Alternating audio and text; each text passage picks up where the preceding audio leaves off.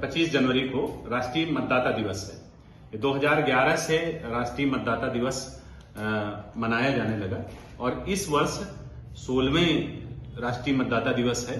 तो इस राष्ट्रीय मतदाता दिवस के उपलक्ष्य में हम लोग थोड़ा सा मतदाता, नवीन मतदाता बनना, इसके विषय में थोड़ा सा डिस्कस कर लेते हैं और वर्तमान परिदृश्य में जो SIR में नोटिस वगैरह का कार्य चल रहा है उसको थोड़ा सा डिस्कस कर लेते हैं। तो जो नवीन मतदाता है वो बनने के लिए 1 जनवरी 2026 को वो 18 वर्ष का संबंधित व्यक्ति, महिला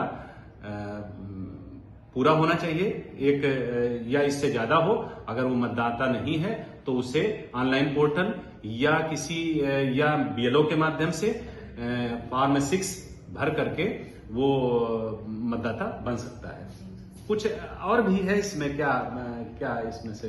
जैसे हमारे विद्यालय के जो छात्र हैं जो 18 वर्ष की आयु के आसपास हैं, ये पूरी कर रखे हैं, जैसे आपने बताया 1 जनवरी 2026 से, तो उनको इसमें हम लोग फॉर्म 6 भरा के नया मतदाता बना सकते हैं। और उनके द्वारा, जैसे उनके आस पड़ोस में जो भी ऐसे बच्चे जो 18 वर्ष या बच्चियां जो 18 वर्ष पूरा कर रही हैं, उनके द्वारा हम लोग जागरूक करके स्कूल में, जैसे आपने ये जैसे मुहिम जो ये सरकार की है कि जागरूक हो, तो जब वो जागरूक होंगे तो अपने घर के आस पड़ोस में भी अगर वो देखते हैं इस प्रकार से, तो उनको जागरूक करके उनको भी वोटर में तब्दील कर सकते हैं। हमें लगता है कि आपने बहुत सही विषय कहा। इसमें जैसे जो विद्यालय स्तर पर गठित ELC है ना, इलेक्टोरल लिटरेसी क्लब जो है ना, मतदाता साक्षरता क्लब जो है, तो ये इनमें से चिन्हित कर लिया जाए कि जो बच्चे 18 वर्ष के हो रहे हैं या हो गए हैं, 1 जनवरी 2026 को हो गए हैं, तो उनको चिन्हित कर लिया जाए। और फिर अगर विद्यालय स्तर पर ELC के द्वारा इसका थोड़ा सा आगे बढ़ करके उनको मतदाता बनवा दिया जाए तो राष्ट्रीय कर्तव्य होगा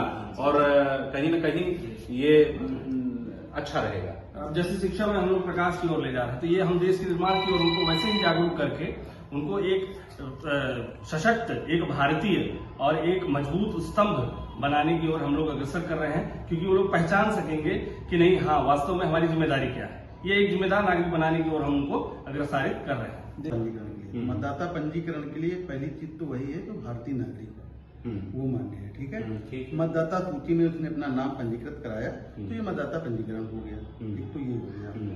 अब बात ये आती है कि मतदाता पंजीकरण कराने के लिए क्या क्या दस्तावेज चाहिए। तो दस्तावेजों में एक तो आता है कि आयु प्रमाण पत्र। आयु प्रमाण पत्र में 3 चीजें हैं, आधार कार्ड एक तो हो गया, दूसरा हो गया कि मार्कशीट, या फिर एक जन्म प्रमाण पत्र। ये कर लें। और 2 तरीके से उसको किया जा सकता है, या तो BLO के माध्यम से चला जाए, निर्वाचन कार्यालय में भी जा सकता है, या VF के माध्यम से भी हम लोग कर सकते हैं। दूसरा है कि हम लोग ऑनलाइन माध्यम से NBSP पोर्टल पे जाएं और पोर्टल पर जाके वहां पर फॉर्म 6 में सारी जानकारियां भरनी है। क्या क्या जानकारी है?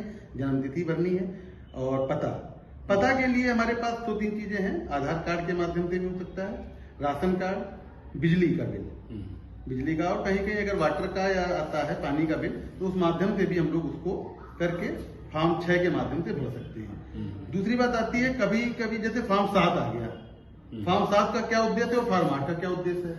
तो फॉर्म 7 और फॉर्म 8, फॉर्म 8 में जैसे हमारे पास कि किसी का नाम शुद्ध कराना है, मतलब किसी की फोटो गलत हो गई है, और फॉर्म 7 में क्या है कि हमें उसका नाम हटवाना है, उसके लिए भी किया जा सकता है। तो ये भी फॉर्म 7 और 8 इसकी जानकारी सभी को होनी चाहिए। बिल्कुल। हाँ सर, मैं ये कहना चाह रही हूँ कि जो हमारे सरकार द्वारा ये special intensive revision for electoral poll के लिए जो कार्य कराया जा रहा है, जिसे हम SIR कह रहे हैं, और ये हमारे BLO द्वारा किया जा रहा है, तो एक तो हमें अपने आसपास के लोगों को ये जानकारी देनी है कि आप लोग अपने BLOs को सपोर्ट करें, वो जो भी कार्य कर रहे हैं। और एक जो मतदाता सूची जारी करी गई है 2003 की, जो कि आधार है, जिसके आधार पर नए लोगों को जोड़ा जा रहा है, और जो मृत हो चुके हैं या जो विवाहित महिलाएं हैं उनको काटा जा रहा है उनका नाम। तो इस आधार पर एक नई मतदाता सूची बन रही है और उसे जारी भी करने की तिथि अभी बताई जाएगी।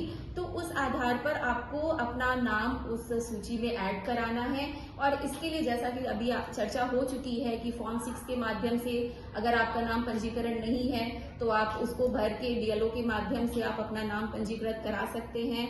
और साथ ही साथ जो हमारे ऑनलाइन पोर्टल्स हैं, जिसे हम कहते हैं ECI नेट एक ऐप है और वोटर्स पोर्टल है, इस पे जाकर भी आप अपना जो है एक आवेदन कर सकते हैं।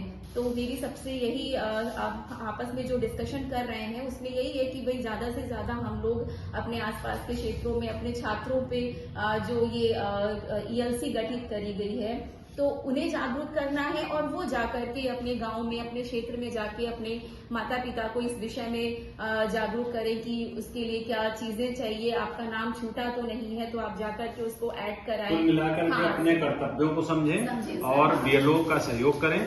जैसे वो डॉक्यूमेंट्स कह रहे हैं वो डॉक्यूमेंट्स कुछ नोटिस वगैरह भी हमें लगता है कि ऐसी नोटिस जारी की जा रही जिन लोगों का नाम उसमें था लेकिन कुछ दस्तावेज उनके नहीं उपलब्ध हो पाए थे। जैसा मैडम ने बताया कि 2003 की वोटर लिस्ट बेस थी, उसमें काफी लोगों के नाम 2003 की लिस्ट में से वर्तमान से मैच जो नहीं किया, उसके क्रम में संबंधित तहसीलों के AERO सहायक निर्वाचक रजिस्ट्रीकरण अधिकारी द्वारा जारी की जा रही है।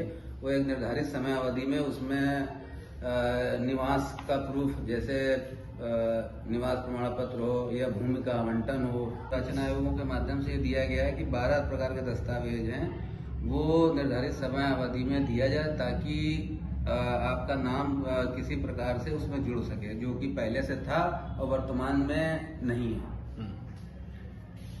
नोटिस को गंभीरता से लिया जाए, है ना, और अपने नोटिस की जो तिथि है उसमें सभी को पहुंचे।